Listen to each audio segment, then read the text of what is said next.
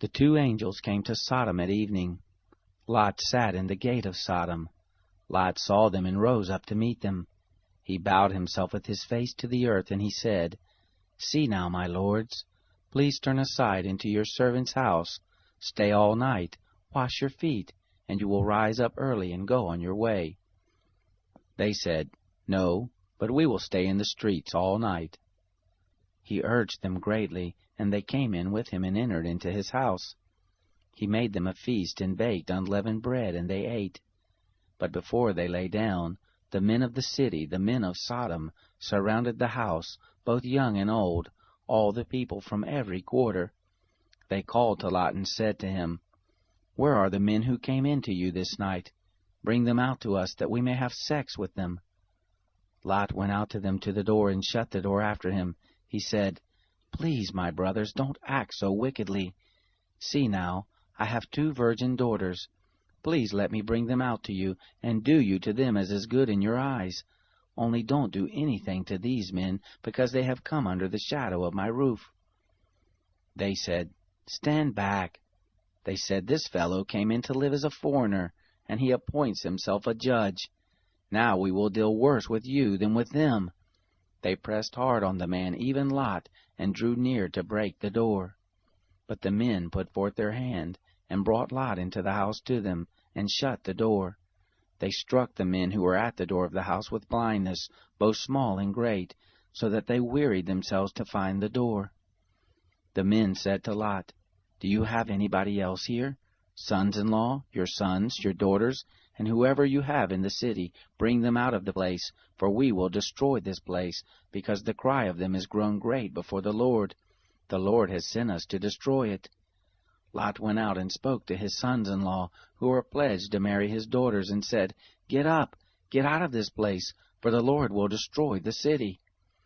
But he seemed to his sons-in-law to be joking.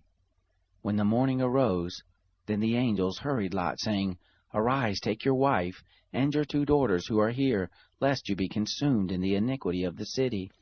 But he lingered, and the men laid hold on his hand, and on the hand of his wife, and on the hand of his 2 daughters, the Lord being merciful to him, and they took him out, and set him outside of the city. It came to pass, when they had taken them out, that he said, "Escape for your life. Don't look behind you, neither stay anywhere in the plain. Escape to the mountain, lest you be consumed." Lot said to them, "Oh, not so, my lord. See now, your servant has found favor in your sight, and you have magnified your loving kindness, which you have shown to me in saving my life. I can't escape to the mountain, lest evil overtake me and I die. See now, this city is near to flee to, and it is a little one. Oh, let me escape there. Isn't it a little one? And my soul will live." He said to him, "Behold, I have granted your request concerning this thing also, that I will not overthrow the city of which you have spoken. Hurry, escape there, for I can't do anything until you get there." Therefore the name of the city was called Zoar. The sun was risen on the earth when Lot came to Zoar. Then the Lord rained on Sodom and on Gomorrah sulfur and fire from the Lord out of the sky. He overthrew those cities, all the plain, all the inhabitants of the cities, and that which grew on the ground. But his wife looked back from behind him, and she became a pillar of salt. Abraham got up early in the morning to the place where he had stood before the Lord. He looked toward Sodom and Gomorrah, and toward all the land of the plain, and looked, and saw that the smoke of the land went up as the smoke of a furnace. It happened, when God destroyed the cities of the plain, that God remembered Abraham, and sent Lot out of the midst of the overthrow, when he overthrew the cities in which Lot lived.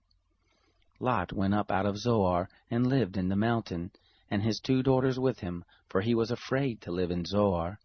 He lived in a cave with his 2 daughters. The firstborn said to the younger, "Our father is old, and there is not a man in the earth to come in to us after the manner of all the earth. Come, let's make our father drink wine, and we will lie with him, that we may preserve our father's seed." They made their father drink wine that night, and the firstborn went in and lay with her father. He didn't know when she lay down, nor when she arose. It came to pass on the next day that the firstborn said to the younger, "Behold, I lay last night with my father. Let us make him drink wine again tonight. You go in and lie with him, that we may preserve our father's seed. They made their father drink wine that night also. The younger arose and lay with him.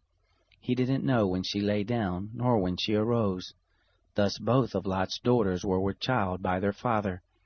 The firstborn bore a son, and named him Moab.